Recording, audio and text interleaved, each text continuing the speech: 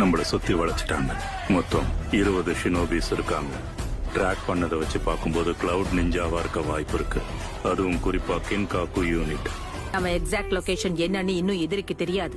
அதனால காத்திருந்து குறி வச்சு அடிக்கலாம். அதுக்கப்புறம் இங்க இருந்து தப்பிச்சு போயிடலாம். அது கண்டிப்பா வேலை செய்யாது.